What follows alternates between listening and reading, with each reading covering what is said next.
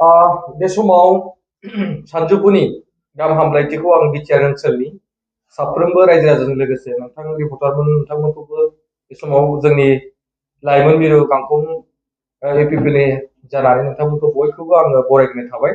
बे समाव नोंथांमोनखौ हरखाबै लिंहरनायनि मोननैसो एजेन्डाखौ लानानै आं बाथ्रा बुंनो सानदों।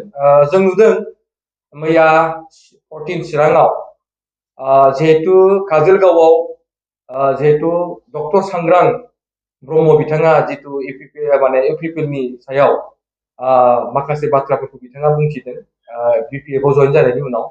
दा बिनि सायावसो आङो माखासे थुनलाइ बिथांनि सायाव आङो रिप्लाइ होफिनो होननानै नोंथांमोनखौ आं लिंहरनाय जादों।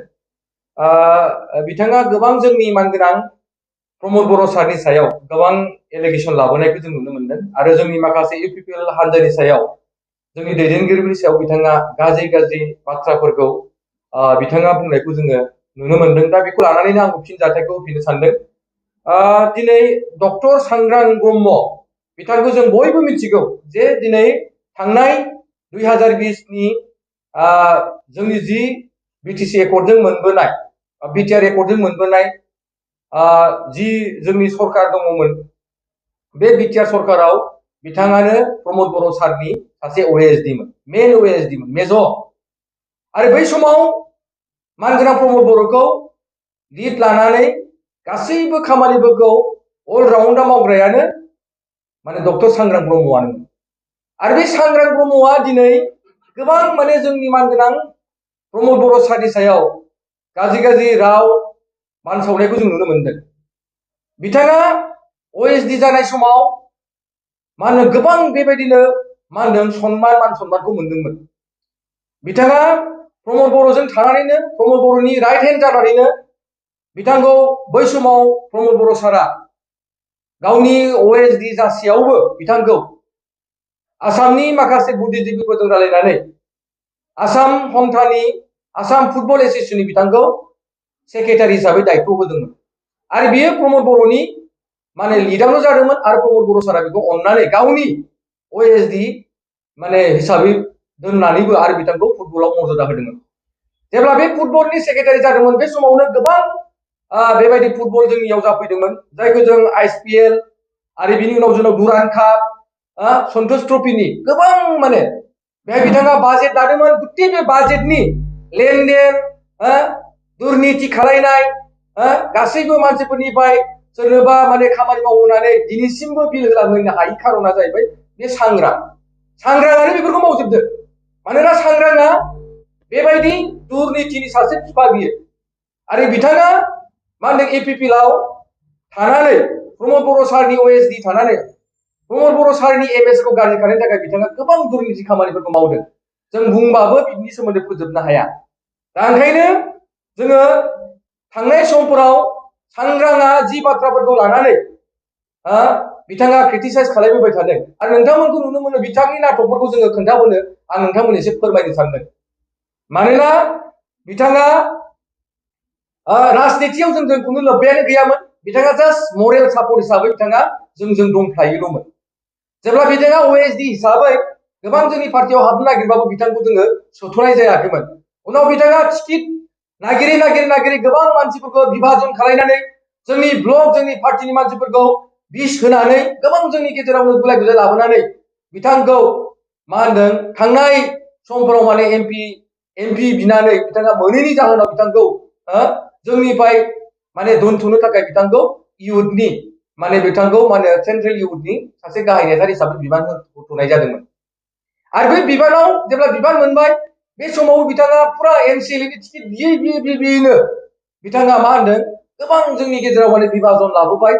आरो बिनि गेजेराव हय लास्ट बिथाङा मा होनो पार्टिनि माखासे जोङो गासैबो डिसिप्लिनारिखौ नायनानै पार्टिनि जोंनि पार्टिनि डिसिप्लिनखौ नायनानै जों बिथांनो केन्डिडेटखौ होनाय जायाखै आरो बिनि जायगायाव गुबुन सासे मानसिखौ केन्डिडेट होनायनि उनाव बिथाङा बाहाना खालामबाय जे गोबां गावनि माखासे सापर्टारफोरखौ लानानै बिथाङा नमिनेशन होनो थाखाय बिथाङा गोबां बेबायदि हाखाब दाखाब जानानै बिथाङा नमिनेशनखौ होनाय जायो निर्दलीय भाबै। आरो बे नमिनेशन होनायनि उनाव बिथाङा मिथिबाय आरो बिथाङा रोंखा राखा सासे डक्टर सासे पिएइचडि खालायनाय व्यक्ति आरो बिथाङा बे समाव मा होनदों बड'लेण्ड इउनिभारसिटियावनो लाइब्रेरियान हिसाबै बिथाङा खामानि मावबाय थाखादोंमोन। बिथाङा मिथिखागौ आरो बिथाङा ल'खौ मिथिखागौ जे नमिनेसन गथायनाय समाव मा लेखानि प्रयोजन दङ आरो सोरबाया साख्रि मावबाय थानाय अबस्थायाव जे नमिनेसन होजाया बे बाथ्राखौबो स्पष्ट भाबै सांग्रां बिथाङा मिथिखागौ। नाथाय सांग्रां बिथाङा मिथिसेयावबो बिथाङा नाटक खालायदोंमोन। जोंनि मानसिफोरखौ माने नाटक खालायनानै बिथाङा नमिनेसन गथायफादोंमोन आरो नमिनेसन गथायखांनायनि उनावसो बिथाङा मिथिबाय जे साकरिखौ माने सिगां माने भलन्टियार रिटायार होनायनि उनावसो नमिनेसन होनो हायो होननानै। नाथाय बिथाङा बे नमिनेसनखौ गावनिखौ जाफुंसारनो थाखाय बिथाङा नमिनेसन होखांनायनि सानसे ना साननैनि उनाव बिथाङा हाखु दाखु बिथाङा मा होनदों गावनि साख्रिखौ बिथाङा भलन्टियार रिटायार हिसाबै बिथाङा मा होनदों गथायफ्लादों।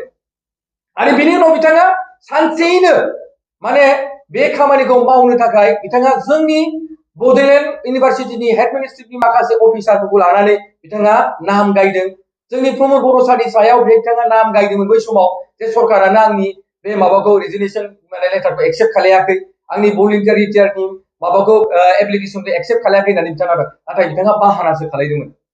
साबेया बाहारा खालायनायनि सासे नायक सांग्रांआ माबायदि मानसि नोंथांमोना दिनै जोंथ' बिराद मोजां मोनदों। सांग्रांआ जे दिनै बिपिएफआव जइन जाहैबाय बे जोंनि थाखाय बिराद मोजांसिन। मानोना सांग्रांआ जेराव थायो बे पार्टियाव दावराव दावसि जायो। सांग्रांआ जेराव थायो बेहाय थाखा फैसानि लेनदेना बांसिन जायो।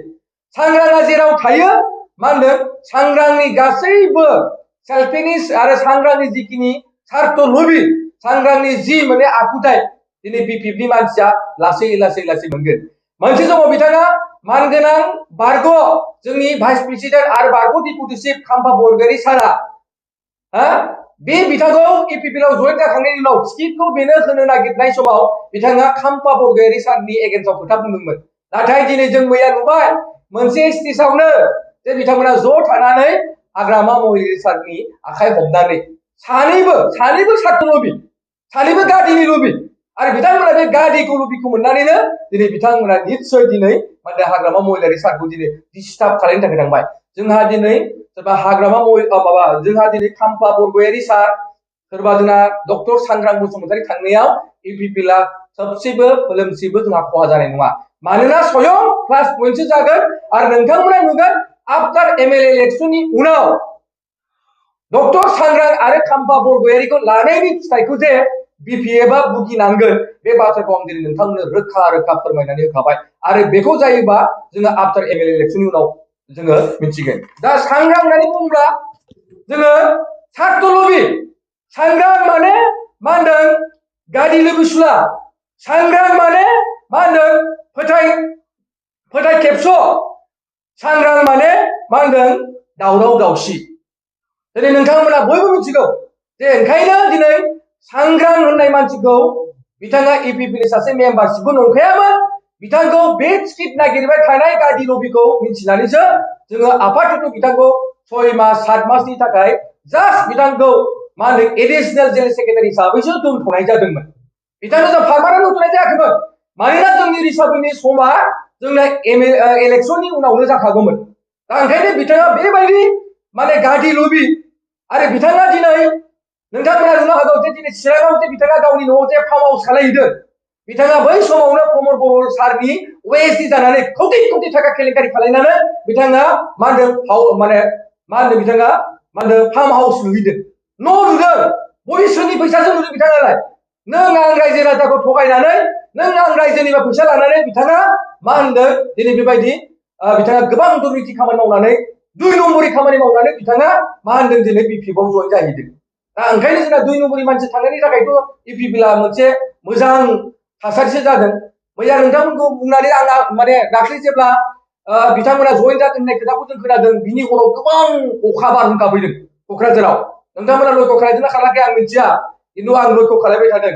आं सानदों जे दिनै पार्टिफोरा थांबाय, गादि लबि सुब्लारा थांबाय, इउपिपिएलआ एबार सुस्रां जासिगोन, जोङो फाप पुइन' जासिगोन आरो जोङो पुनर एबार जे जों बोखांफिननो हासिगोन इउपिपिएलखौ बे एमएलए इलेक्शनाव 15तानि गेजेराव जे जों 10तानिफ्राय 12ता सिटखौ जों मोनगोन। बे जाहैबाय खाम्फा बरगयारी आरो मा होनदों सांग्रां ब्रह्मनि दारै जोङो मोननो थांसिगोन रायजोफोर आरो बयबो रायजो राजाफ्रा दिनै सांग्रां आरो खाम्फा बरगयारिखौ लाबोनायखाय गोबां चिरांनि मानसिफ्रा माने मोजां मोनदों रंजादों आरो बिथांमोनजों जायफ्रा दिनै बिपिएफआव दंमोन बिथांमोना जोंखौ कन्टेक्टआव लादों आरो बिथांमोना इउपिपिएलआव जइन जागोन खाम्फा जेराव थागोन बिथांमोना थानाय नङा बिपिएफआबो जेराव सांग्रां थागोन बेहाय बिपिएफआ थानाय नङा आरो बिथांमोना उल्था इउपिपिएलआव जइन जागोन आरो नोंथांमोनाबो नुगोन बे साननैसोनि गेजेराव गोबां बिपिएफनि मानसिफ्रा इउपिपिएलआव दोलै नोगोरै जइन जागोन आरो दिनै मा होनदों नोंथांमोना बे अबस्थाखौ नोंथांमोना नुनो मोनगोन ओंखायनो आं खावलायदों जे नोंथांमोना नैबे थासारिखौ नुबाय ओंखायनो जोङो सांग्रांनि फेक्टरा सांग्रांनि बाथ्राफोरा जोंनाव मोनसेबो सोलिनाय नङा आरो सांग्रां होननानै बुङोब्ला जोंनाव लिस्टबो गैखाया सांग्रांआ सासे अफिसारसोमोन आरो सांग्रांखौ जोङो पार्टियाव अफिसार हिसाबैसो मर्यादा होदोंमोन नाथाय पार्टिनि सासे नेता हिसाबै बिथांमोनजों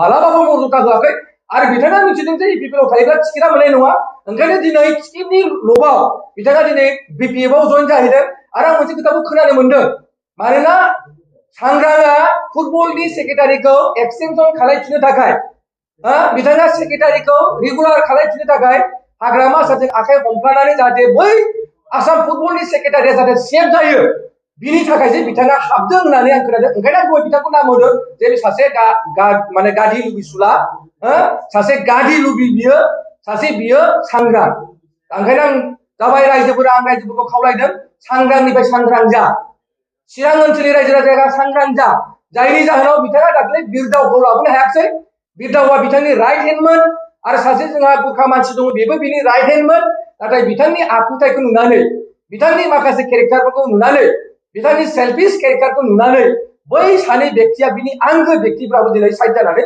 बिथांमोना बेलेग हानजायाव जइन जानायखौ जों नुनो मोनदों ओंखायनो सांग्रां होननाय मानसिया खुनु फेक्टर जाया आरो सांग्रांआ प्रमद बर'नि सायाव बुंनो हानाय बेहा मोनथायानो गैया सांग्रां ब्रह्मआ प्रमद बर'नि सायाव एक इंसि बुंनो हानाय बेहा जेबो अधिकार गैया सांग्रांखौ अननानै दिनै मर्यादा होदोंमोन इउपिपिएलआव दिनै बे ओएसडि जानायनि उनावसो दिनै सारा मानसिया दिनै सिनायदों बिनि उनावसो बिथांखौ दिनै आसाम फुटबलनि सेक्रेटारि होनानै दिनै मर्यादा मोनदोंमोन दिनै बेबायदि व्यक्तिया दिनै प्रमद बर'नि नामबो लानो समाया प्रमद बर'नि मुंखौनो लानो समाया दा बेबायदिनिफ्राय सांग्रां ब्रह्मआ गोजान जानांगौ आरो सांग्रांआ साबधान जानाया मोजां मानोना सांग्रां बायदि व्यक्तिया जोंनि नैबे दोलोआव हानजायाव थाबाय थायोमोनब्ला जोंनि गेजेराव गोबां गुलाय गुजाया जागौमोन दा ओंखायनो बे बिथाङा थांबाय बिनि थाखाय जोङो धन्यबाद होनांगोन जे सांग्रांआ जेराव थांदों साननानै नाय जे बे हाग्रामा महिलारि सारा साननैसो उनाव मिथिगोन जे सांग्रांआ जे बेसेबां दावराव दावसि खालायो सिं सिं गोबां टिम बानायनानै पलिसि खालायनानै टिकेट बिनाय माबा गारि बिनाय